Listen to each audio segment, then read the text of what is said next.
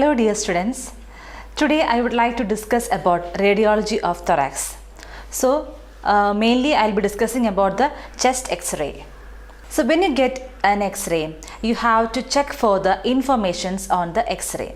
So that includes name, age, gender, side of the extremity or body, then date of the x-ray and hospital ID number.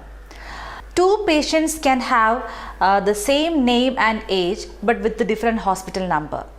And also, a same patient might have taken many x-rays during the past 1 year. So you have to check for all these informations. And also, if you are planning to do any surgical procedure, you have to clearly know on which side the pathology is there. So the side of the extremity or body also should be noted.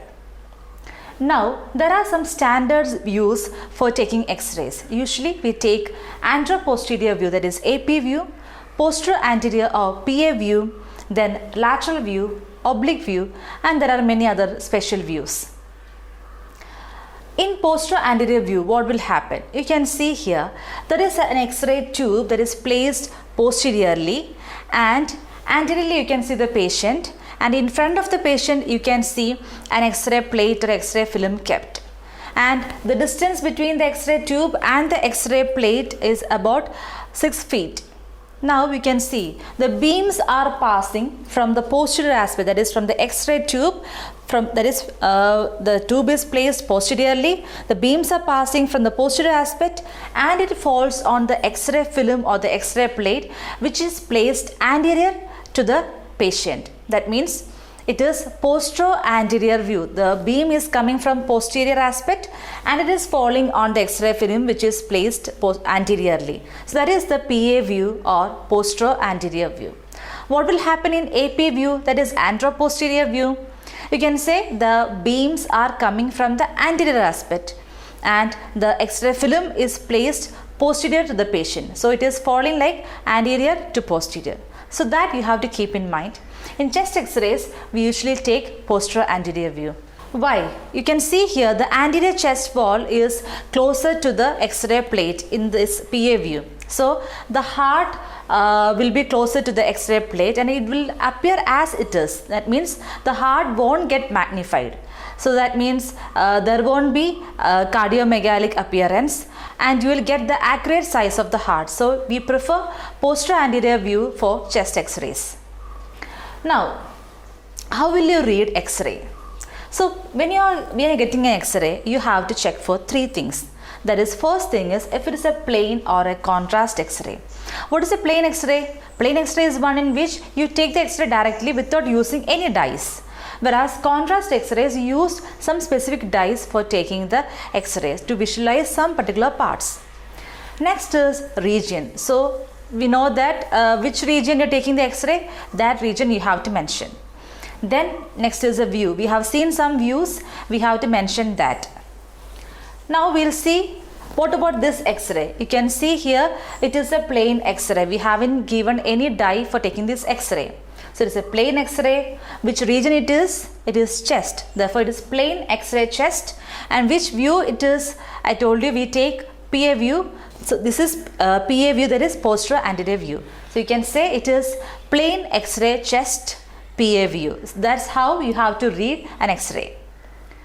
Now you can see in this film, this is the lateral view of the chest. So this can be said as plain x-ray chest lateral view.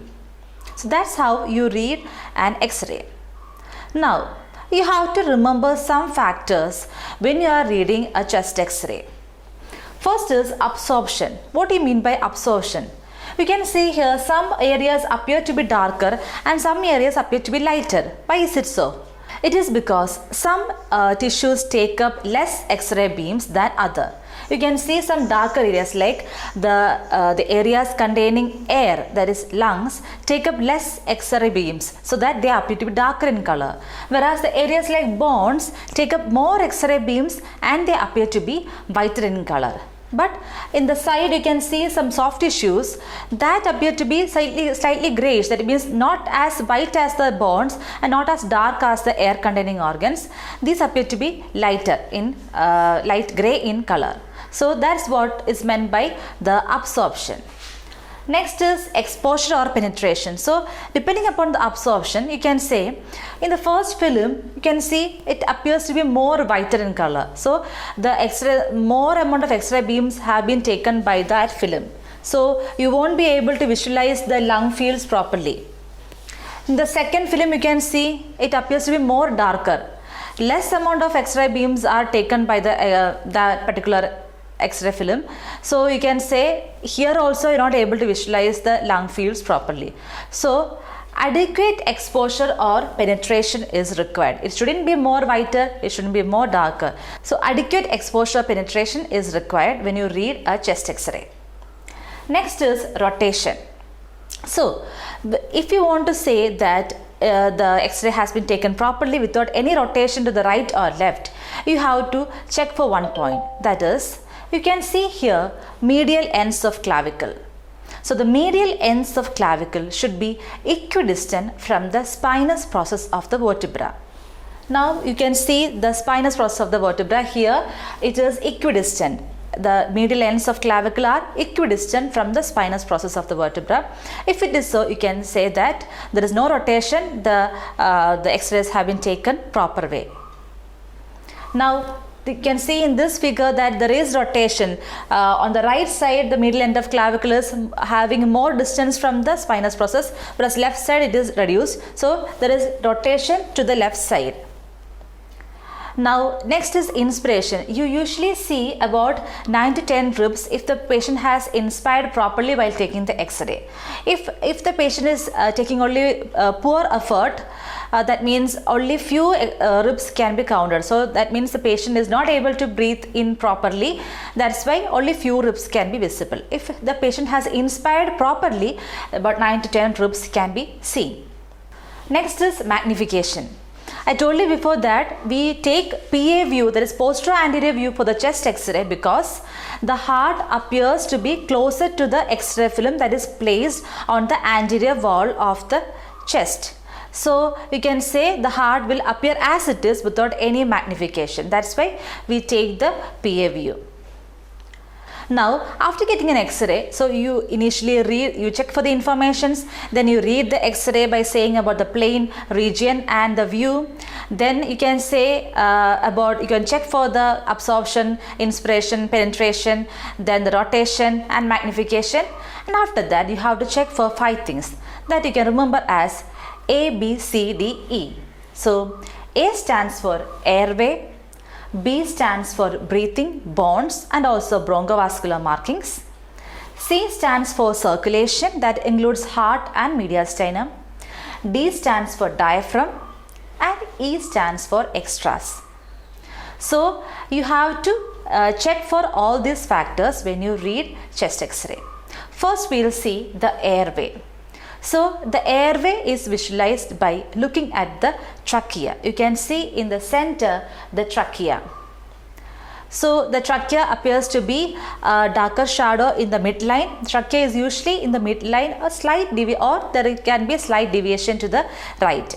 But if it is deviated more to the right or to the left, you can say there is some underlying pathology. So an example for tracheal shift is, suppose for example, if the trachea is shifted to the left side, you can say it can be either be due to pneumothorax or pleural effusion on the right side, or it can be due to fibrosis or collapse of the lung on the left side. That means the trachea can be shifted to one side if there is push from the opposite side or if there is pull from the same side. In these conditions, the tracheal shift can be noted. Next is B, that is breathing, bonds and bronchovascular markings. So first we will see the breathing. So you can see the right lung field here. Now you can see the left lung field. You can clearly visualize the cardiac notch and the lingula. So you have to look for the lung fields when you are checking for the B, breathing. You can check if there is any air in the pleural cavity or fluid in the pleural cavity.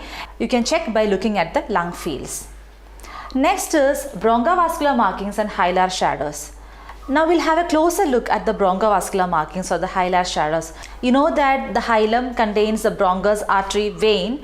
Now you can see the markings of these on both sides. If there is any enlargement of the lymph nodes of this region, or if there is any mass over the bronchus, you can see enlargement over the hilar region. So that's how you differentiate between the normal bronchovascular markings and the enlarged or prominent bronchovascular markings.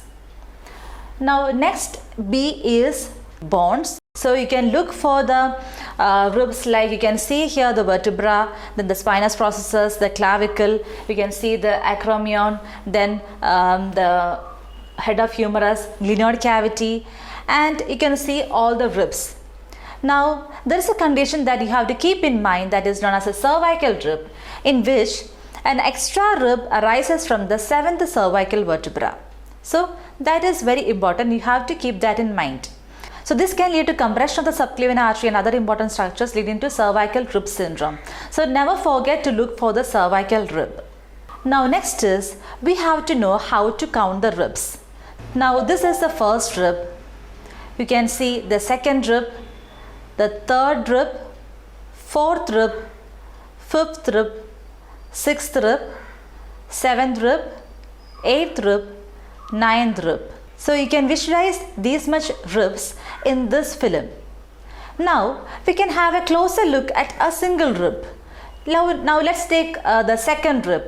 You can see here, this is the second rib, and this is the posterior aspect of the second rib, and you can see also the anterior part. Yeah, you can very well see that the posterior part is more prominent than the anterior part. Why is it so? In the rib, you know that the posterior part is osseous part, that means it is bony part, so it has got the calcium deposits in it. Whereas the anterior part, that is the part that is closer to the sternum, is having the costal cartilage, so that will be less visible than the posterior part. So what you are visualizing clearly in the chest X-ray is the posterior part. Now next is C, that is circulation, which includes the heart and the mediastinum. You can see the right atrium that forms the right border of heart, and the left ventricle that forms the left border of heart. And you can also see an enlarged projection that is representing the distal part of the arch of aorta, especially on the left side, and that is known as the aortic knuckle. So that is a prominence formed by the distal part of the arch of aorta. Another prominence you have to keep in mind is the pulmonary bay. It's the region where you can see the pulmonary trunk. So when you're looking for the heart and the mediastinum, you have to check for the borders of heart and also the aortic knuckle and the pulmonary bay. The aortic knuckle gets more prominent in old age because there is undue folding of the walls due to atherosclerosis. Now let's have a look at cardiothoracic ratio. So what is actually cardiothoracic ratio? So you can see some formulas written here, and you can see A, B and C. The A stands for a line drawn from the midline of the heart to the right border, whereas B stands for a line from the midline to the left border, and C stands for the maximum width of the thorax. So A plus B together forms the maximum width of the heart, whereas C is the maximum width of the thoracic cavity. So we can say that the cardiothoracic ratio is that the A plus B should not be more than half of C. That is, the maximum width of the heart should not be more than half of the maximum width of the thorax. So if it is more than that, you can say there is cardiomegaly, that is, the heart is enlarged. So whenever you get an X-ray, you have to check for the cardiothoracic ratio. That is, the A plus B should not be more than half of C. The next is D, that is the diaphragm.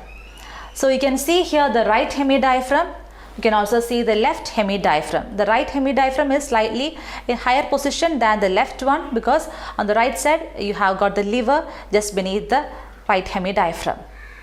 Then you have to check for some angles. The first angle you have to keep in mind is costophrenic angle. So this costo means ribs, phrenic means diaphragm. So this angle is formed between the ribs and the diaphragm. So, what is the importance of the costophrenic angle? The obliteration of the costophrenic angle is the first sign of pleural effusion. You have to keep in mind that the obliteration of the costophrenic angle is the first sign of pleural effusion. So, you know that the costophrenic angle consists of your costophrenic recess, and that is the most dependent part. So, any fluid that is collecting in the pleural cavity gets initially collected in the costophrenic angle. So, if there is any pleural effusion, there is fluid in the pleural cavity, definitely this angle will be obliterated. You will be seeing as white in color. Since it is fluid, you will be seeing as white in color. This angle will be obliterated. So, even if there is minimal fluid collection, the costophrenic angle will be obliterated. So, you have to keep in mind always that the first sign of pleural effusion is identified in the chest X-ray as the obliteration of the costophrenic angle. Then you have also got the cardiophrenic angle, that is between the borders of heart and the diaphragm. Next is air in the fundus of stomach. So you can see a bubble of air just beneath the left hemidiaphragm. So that is corresponding to the fundus of stomach. So air in the fundus of stomach, it is a normal feature, but there can be absence of air in the fundus of stomach. So this can occur in case of bowel obstruction and also in a condition known as achalasia cardia. So in this condition, there is impaired relaxation of the lower esophageal sphincter due to progressive ganglion cell degeneration. And so because of that, there will be absent gas in the fundus or the air in the fundus of stomach, because the lower esophageal sphincter is not relaxed properly. Therefore, there will be dilated esophagus, so air won't enter into the fundus of stomach. So that is visualized in case of absent fundic gas. So absent fundic gas is seen in case of this condition. Now next is the air under diaphragm. You can see the pink arrows showing a crescent of air just beneath the right and the left hemidiaphragm.